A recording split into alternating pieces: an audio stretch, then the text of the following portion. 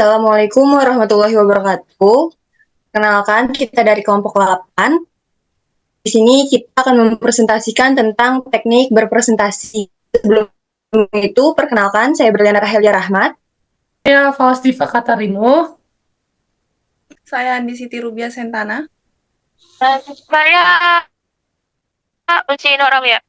Yang pertama ada apa itu teknik berpresentasi. Teknik berpresentasi adalah kumpulan keterampilan dan strategi yang digunakan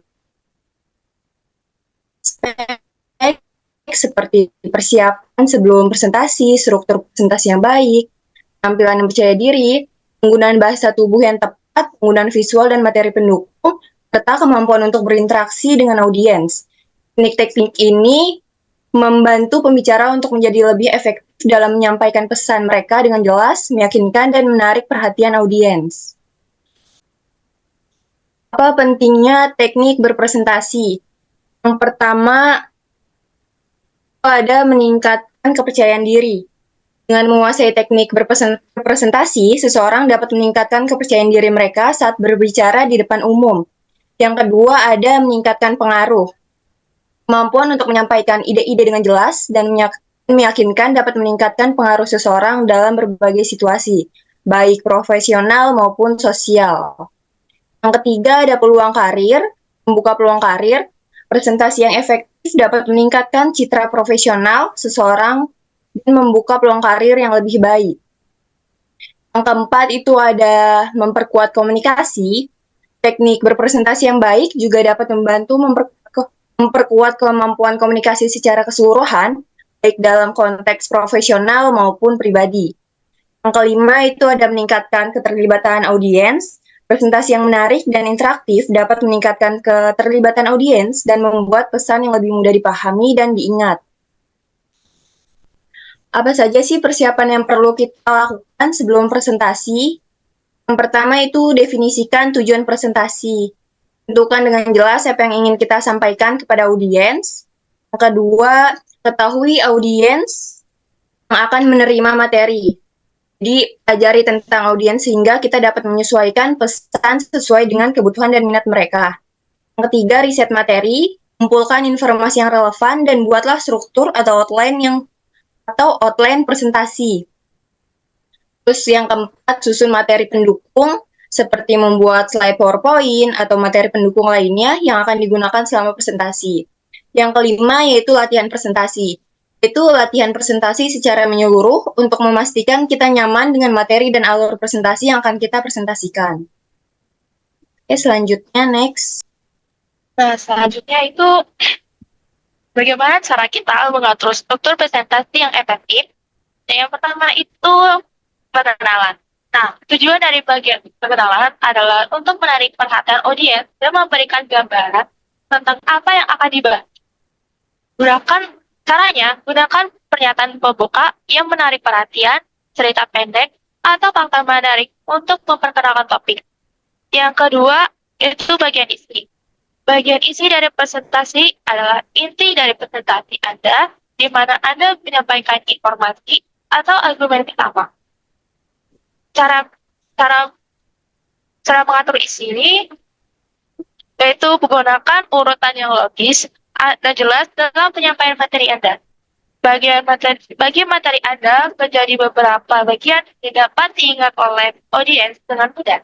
Dan terakhir, bagian penutup. Penutup harus merangkum poin-poin penting yang telah disampaikan dalam presentasi. Gunakan kesempatan ini untuk menguatkan pesan Anda dan meninggalkan kesan yang kuat pada audiens. Izinkan panggilan ke tindakan atau call to action jika relevan, seperti mengajukan pertanyaan, meminta tanggapan, atau mengundang audiens untuk bertindak berdasarkan informasi yang telah disampaikan. Nah, lalu bagaimana kiat-kiat penyampaian dan postur tubuh yang baik? Nah, yang bagian pertama itu kiat penampilan profesional. Ini dibagi menjadi 4. Yang pertama, pakailah pakaian yang sesuai. Pilih pakaian yang sesuai dalam konteks presentasi dan profesionalisme. Kedua, perawatan diri. Pastikan Anda terlihat rapi dan terawat. Jaga kebersihan diri dan perhatikan detail seperti rambut, kuku, dan aksesoris. Yang ketiga, sikap yang ramah. Selalu tersenyum dan sapa audiens dengan hangat saat memulai presentasi. Dan yang terakhir itu kontak mata. Pertahankan kontak mata dengan audiens untuk mengganggu koneksi dan menunjukkan kepercayaan diri. Lalu kita masuk ke postur tubuh yang percaya diri. Dibagi menjadi 3, yaitu pertama berdiri tegak. Berdiri tegak dengan bahu yang terbuka dan tersiapkan. Hal ini menunjukkan kepercayaan diri dan kehadiran pahu yang kuat. Yang kedua, gerakan yang tepat. Dari gerakan yang tidak perlu atau berlebihan yang dapat mengalihkan perhatian audiens. Gunakan gerakan tangan yang disengaja untuk menyoroti poin penting atau menambahkan ekspresi pada presentasi. Terakhir, penguatan pesan dengan postur. Gunakan postur tubuh yang mendukung pesan Anda. Misalnya, tegakkan badan saat menyampaikan poin penting untuk menunjukkan keyakinan pada informasi yang Anda sampaikan. Nah, selanjutnya kita masuk ke bagaimana dengan bahasa tubuh yang baik. Yang pertama itu kontrol gerakan. Dari gerakan yang terlalu berlebihan atau gelisah yang dapat mengalihkan perhatian audiens dari pesan Anda. Yang kedua, pertahankan sikap terbuka. Buka tubuh Anda dengan melebarkan bahu dan menghindari sikap yang terlihat tertutup atau defensif. Dan yang ketiga, gunakan kontak mata. Gunakan kontak mata secara teratur untuk membangun hubungan dengan audiens dan menunjukkan kepercayaan diri. Yang keempat, perhatikan ekspresi wajah. Gunakan ekspresi wajah yang sesuai dengan pesan Anda untuk menambahkan dimensi emosional pada presentasi Anda. Dan yang terakhir, sesuaikan dengan konteks. Sesuaikan bahasa tubuh Anda dengan konteks presentasi dan audiens Anda. Misalnya, gunakan gerakan yang lebih dinamis dalam presentasi yang lebih informal. Tetapi, pertahankan keprofesionalan Anda dalam presentasi.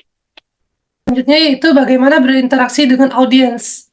Yang pertama itu sapaan awal yang ramah seperti hai, apa kabar, yang membuat suasana tuh menjadi kayak ciptakan suasana menyenangkan kayak gitu. Yang kedua itu gunakan pertanyaan retorikal atau pertanyaan yang kayak bikin mereka tuh kayak pengen tahu apa yang mau disampaikan pada hari itu. Yang ketiga, berbagi cerita atau pengalaman yang akan membawa emosi para audiens buat tertarik dengan cerita kita. Yang keempat, berinteraksi secara langsung, menyapa mereka, berhubungan dengan mereka, mengobrol langsung, kayak tanya jawab sama mereka langsung. Dan yang kelima itu, respon terhadap tanggapan.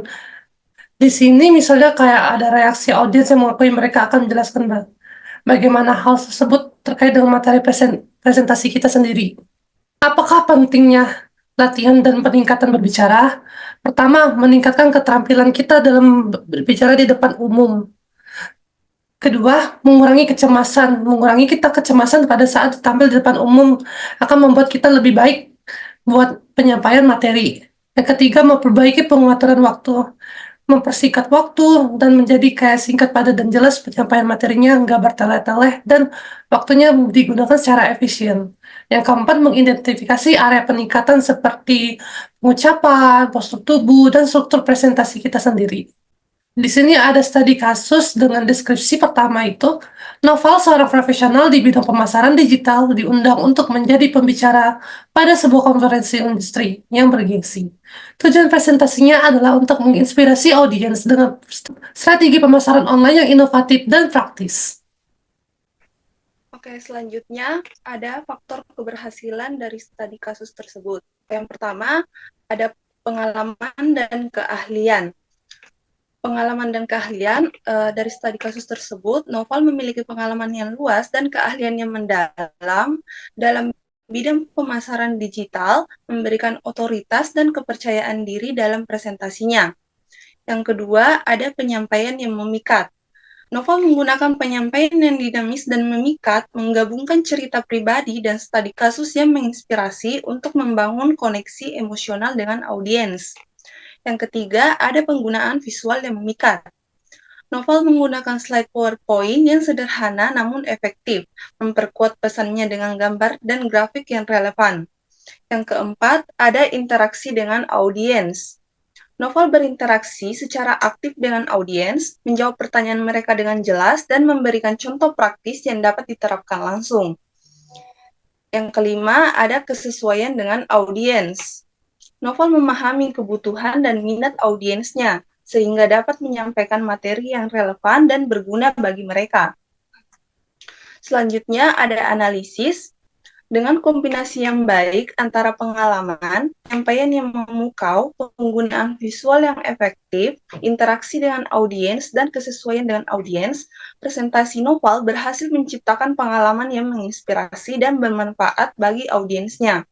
Novel tidak hanya menyampaikan pesan yang kuat, tetapi juga meninggalkan kesan yang mendalam dan memotivasi audiens untuk mengambil tindakan. Adapun kesimpulan dari presentasi kami, yaitu keterampilan berpresentasi adalah kunci untuk sukses dalam berbagai aspek kehidupan, baik profesional maupun pribadi. Persiapan yang matang sebelum presentasi, struktur presentasi yang efektif, dan penggunaan bahasa tubuh yang tepat dalam meningkatkan dampak pesan yang disampaikan.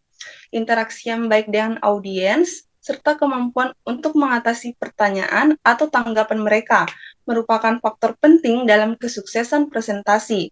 Latihan secara teratur dan penggunaan teknik latihan yang tepat dapat membantu meningkatkan keterampilan berbicara di depan umum secara signifikan.